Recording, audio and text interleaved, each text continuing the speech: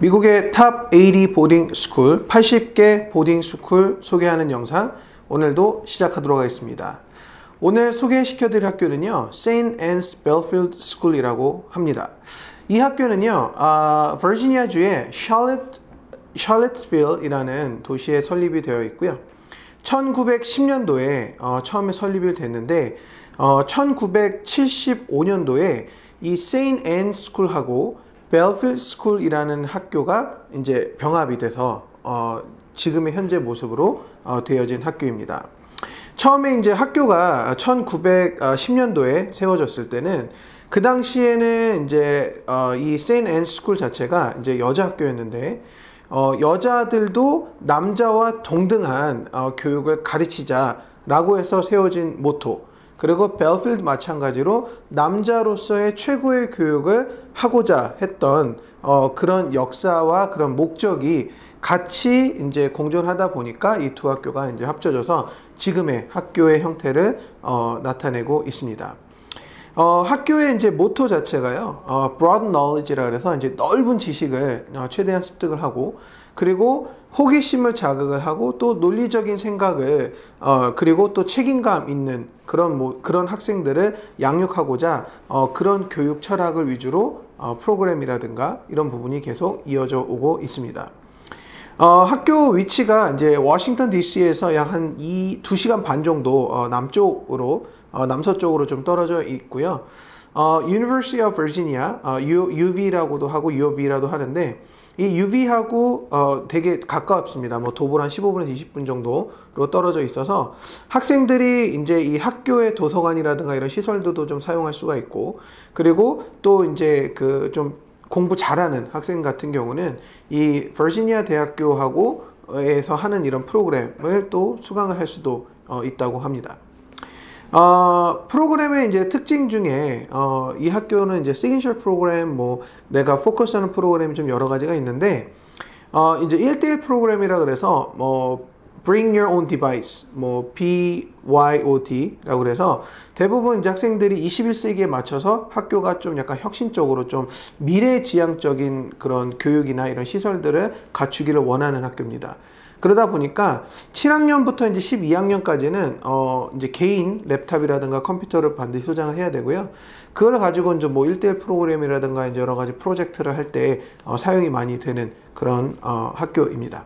학교가 이제 약간 그 데이스쿨 중심의 네. 이제 학교로 이제 시작을 했다가 이제 보도가 이제 점점 이제 늘어나서 보딩하는 학생들이 이제 늘어나서 이제 현재는 이제 약 그 어느 정도 뭐 한 22% 정도. 그렇죠. 그 고학년으로 네, 기준으로 보면 네. 이제 고학년 기준으로 하면 이제 22%니까 뭐 대략적으로 한 86명 정도가 이제 지금 보딩한다고 하더라고요. 네. 근데 이제 대부분의 학생들이 이제 인터내셔널 학생들 중심으로 아마 채워졌을 거고요. 네. 그런데 이제 학교가 제가 최근에 그 교장 선생님이 바뀌어가지고 굉장히 진취적으로 뭐 바꾸고 있는 작업을 하고 있다라고 이제 어머님한테 이제 들었는데 이제 사실 이제 한국의 학생들이 좀 많이 안 가요. 왜 그러냐면은 이제 보통 남부에 있다라고 이제 생각을 할 수 있기 때문에, 이제 버지니아도 이제 사실 옛날에 이제 남북 전쟁 때 이제 그 남부군들이 이제 주둔지이기 때문에 이제 버지니아를 남부로 이제 보통 많이 보죠. 그래서 위치적으로 조금 동부에 있는 학교들에 비하면은 이제 조금 어머님들이 이제 선호를 덜 해서 이제 좀 가는 학생들은 이제 그동안 많이 있지는 않았는데, 간 학생들은 사실은 어느 정도 이제 만족했던 학교이기도 합니다. 네. 학교가 이제 말씀하셨듯이 이제 뭐 교장 선생님이 바뀌어서만은 아니겠죠. 네. 21세기를 대비하자라는 그런 강한 모토가 있어요, 최근에. 그렇기 때문에 컴퓨터 사이언스라든가 이제 이런 이과 쪽으로 정말 많이 심혈을 기울이고 있고요. 심지어는 이제 컴퓨터 사이언스 프로그램 자체가 전학년이, 그러니까 고등학교 9학년부터 12학년, 요 4학년은 반드시 들어야 되는 그런 프로그램이 이제 약간 섞여 있습니다. 그래서 컴퓨터의 이제 가장 기본적인 활용도를부터 좀 이제 심화적인 그런 뭐 프로그램이라든가 이런 부분을 다 이제 들을 수 있는 코र्스가 좀 전개가 되어 있고요. 그리고 이 컴퓨터 사이언스 프로그램을 통해서 이제 프로그램으로 이제 뭐 프로블럼 솔빙이라든가 이런 문제 해결 능력을 좀 기를 수 있는 그런 프로그램도 좀 약간 특화되어 있는 것 같습니다. 네네. 이제 아무래도 그 바로 옆에 그 훌륭한 대학교가 바로 옆에 있다 보니까 네네. 그 영향이 아무래도 있을 거예요. 네. 네, 그래서 이제 학교에서는 이제 좀 더 진취적인 프로그램 개설에도 이제 굉장히 좋을 수가 있고, 또 이제 뭐 보딩하는 학생들이 주로 이제 인터내셔널 학생이다 보니까 이제 관리하는 것도 이제 사실은 네. 좀 많이 그렇게 막 필요하진 않죠, 선생님들이. 그러다 보니까 선생님을 활용을 하는데 학교에서도 좀 어느 정도 융통성이 있어서 이제 사실 사실은 이제 데이스쿨 학생들이 수준이 점점 올라가는 거예요. 따지고 보면. 네. 그래서 특히나 이제 저는 놀랐던 것 중에 하나가 뭐냐면 이 프로그램 면에서 보게 되면은 네. 이제 이 학교가 이제 방금 말씀하신 것처럼 컴퓨터 사이언스 프로그램도 이제 굉장히 잘 하고 있는데 휴머니티 프로그램이 다른 명문 보딩 스쿨에 비해서 떨어지지가 않아요. 네. 결코. 그리고 또 이제 학생들이 그 히스토리를 갖다가 이제 뭐 꼭 들어야 되는 내용들을 이제 제가 보고 왔는데 네. 만만치가 않습니다. 네. 그래서 정말 이 학교 빡세게 가르치는구나 네. 이렇게 생각했는데 네. 그 부분 좀만 더 일단 휴머니티 같은 경우는 이제 보통 이 이제 St. Anne's Belfield School의 이제 휴머니티 프로그램이 좀 약간 특이하게 구성이 되어 있어요. 그래서 일단 history하고 그 다음에 이제 휴머니티 과정, 그 다음에 이제 종교 religion, 그 다음에 철학 philosophy, 그 다음에 이제 art나 architecture 같은 그런 이제 약간 건축에 관련된, 그 다음에 이제 약간 아트에 관련된 부분도 잘 이렇게 종합적으로 잘 되어 있습니다. 그래서 이런 또 부분을 이제 리딩이라든가 라이팅이라든가 리서치라든가 이런 부분의 스킬을 좀 많이 개발을 시키고 또 그런 스킬들을 또 많이 필요로 하게끔 커리큘럼이 구성이 되어 있고, 특이하게도 9학년, 10학년, 11학년, 12학년 요 4년에 걸쳐서 4년 동안 휴머니티 과정을 들어야 이제 졸업이 되는 부분이 있고요. 그 어떤 과목을 들어야 되는지도 휴머니티 같은 경우는 정해져 있습니다. 그래서 9학년 같은 경우는 이제 휴머니티 9, 그 다음에 영어, 그 다음에 휴머니티 and history까지 일단 이렇게 들어야 되고요. 10학년으로 올라서는 이제 휴머니티 10, 그 다음에 학생이 공부를 좀 더 잘한다 라고 하면은 이제 Honors Humanity 10까지 들을 수 있는 그런 옵션 및 필수 과목이고요. 11학년 같은 경우는 이제 American Studies라고 해서 이 과목을 이제 필수로 들어야 되고, 또 이제 10학년과 마찬가지로 학생이 공부를 좀 더 잘하고 아니면 이쪽 분야로 더 심화 있게 공부를 하겠다 그러면 이제 Honors American Studies를 들을 수가 있습니다. 12학년 같은 경우는 어찌 보면 심플합니다. 뭐 Humanity 12나 아니면은 Honors 12 정도, Honors Humanity 12로 이제 학생 난이도에 맞춰서 선택해서 반드시 하나는 들어서 총 4년에 걸친 4크레딧을 Humanity의 그 파트 안에서 취득을 해야, 학점 이수를 해야 졸업이 가능한 시스템으로 되어 있습니다. 잉글리시는 4크레딧인데 네. 히스토리는 3. 네, 죄송합니다. 확실히 하겠습니다. 네, 영어는 4년, 네, 히스토리는 3년. 네, 그래서 그렇게 해서 졸업을 해야 된다고 이제 졸업 리카멘트. 아무튼 타이트한 거예요. 엄청 타이트하죠. 네. 아무튼 타이트한 거예요. 왜냐면은 우리가 탑보딩도 아니고 네.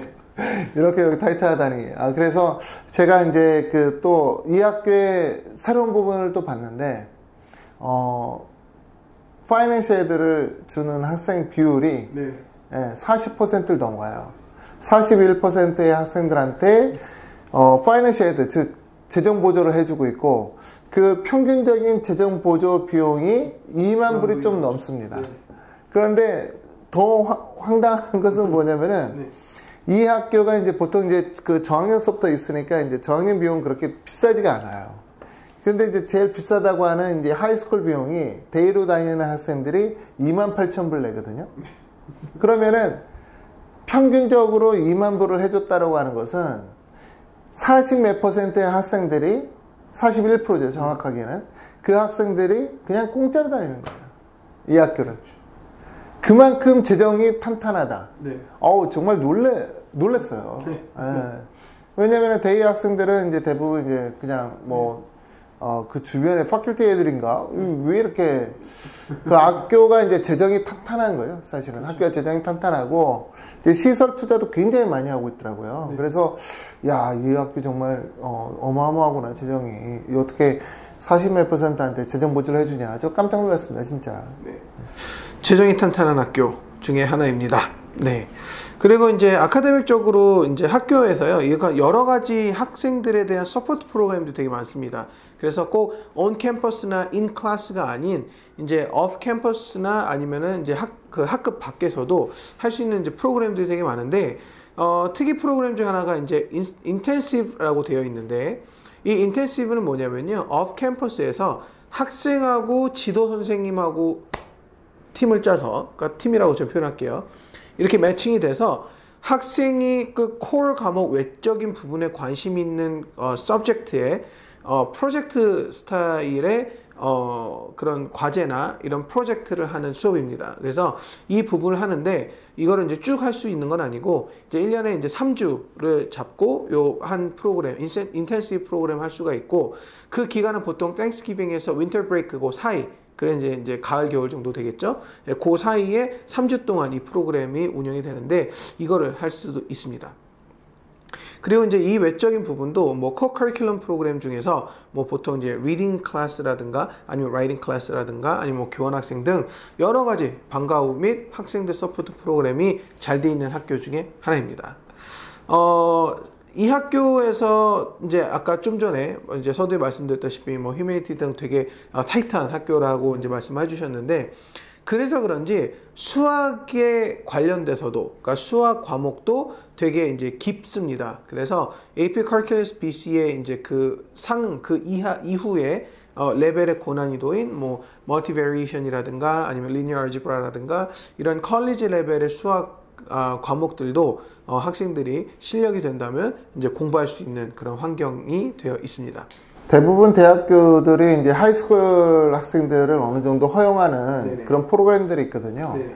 그래서 이 학교에 제가 봤을 때 가장 큰 장점은 바로 옆에 버지니아 대학이 있기 때문에 네. 버지니아 대학에서 운영을 하고 있는 네. 뭐 썸머 프로그램 됐던 아니면은 평상시에 어떤 프로그램 됐던 그런 것들을 이제 학생들이 정말 이용을 할 수 있고, 또 이제 시설이나 뭐 도서관 같은 것들도 이제 학생들이 뭐 주말이나 이렇게 가서 이제 공부하다 보면은 아무래도 대학생들을 바로 옆에서 같이 공부하고 이 형아들이 어떻게 공부하고 있다라는 거를 고등학생들이 느낀다 그러면은 목적의식이 분명하게 나와요.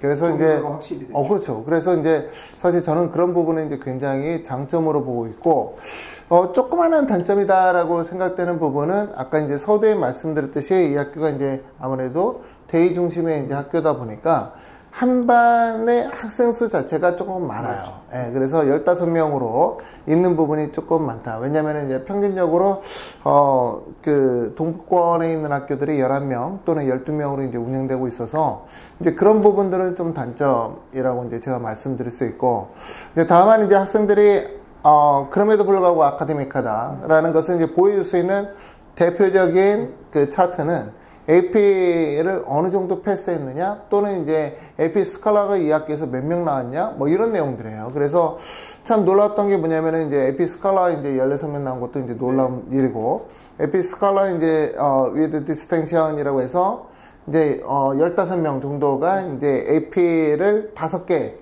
이상, 평균 3.5 이상으로 맞았다라는 것이 97명 정도 이제 졸업을 하는 학생들의 통계이기 때문에 굉장히 놀라웠다라고 저는 느낍니다. 이게 2019년 졸업자 얘기고요. 이제 이 역사, 이게 전통이 계속 이어져 가야겠죠. 예. 그래서 이제 SAT 평균이 이제 1300이 좀 넘어요. 그래서 1302점 정도 나오는데 의외로 또 IB는 많이 안 갔어요. 많이 안 가고 한 3명 정도가 이제 진학을 했는데, 그 이유는 아까 제가 말씀드린 것처럼 이 버지니아에 있기 때문에 이제 저 동부에 있는 학교로 이제 많이 안 가는 거예요. 미국 애들 특성상. 그래서 여기에 있기 때문에 오히려 이제 바로 옆에 있는 버지니아 대학으로는 이제 뭐 학교 통계치는 정확하게 나와 있진 않지만은 2명 이상을 보냈다라고는 자기네들이 얘기하더라고요. 그래서 이제 버지니아 대학으로 이제 많이 보낸 것 같고, 그리고 이제 나머지 학생들도 이제 기타 등등 이렇게 잘 간 것 같아요. 네. 학교에 이제 컬리지 그 멀티큘레이션 리스트를 보면요. 이제 지난 4년치를 이제 통계적으로 좀 크게 보면은 힙스 다 포함해서 힙스에서는 스탠퍼드 빼고요. 아이비 8개 학교 중에 콜롬비아만 지난 4년 중에 1명은 진학을 했고, 나머지는 다 2~3명 이상씩 멀티로 입학이 되어 있습니다. 물론 그 멀티큘레이션 리스트에는 이제 숫자가 나오지 않고 1명 또는 2명 이상이라고만 나와 있기 때문에. 몇 년치 통계죠? 4년치 통계. 4년치. 예. 그래서 16년부터 19년까지 4년치면은 대략적으로 한 380명 정도 졸업했을 거예요. 그렇죠. 네. 그래서 그 정도 보면은 학교에 이제 하버드, 그다음에 뭐 프린스턴, 예일, 그 힙스에 있는 그 아이비리그 3개 학교를 포함해서 콜롬비아 1명 빼고는 다 2명, 3명씩 이상 지금까지 진학을 했다라는 부분을 봐서도 사실 대학 진학률이 좋고, 그렇죠. 좋은 편이에요. 네. 그리고 학교가 정말 타이트하다. 네. 그 부분을 예상해 볼 수 있습니다. 여기까지 이제 세인트 앤스 벨필드라는 학교에 대해서 알아봤고요. 더 궁금하신 점 있으시면 언제든지 저에게 연락 주시기 바랍니다. 저희는 오늘 여기서 마치도록 하겠습니다. 시청해 주셔서 감사드립니다. 감사합니다.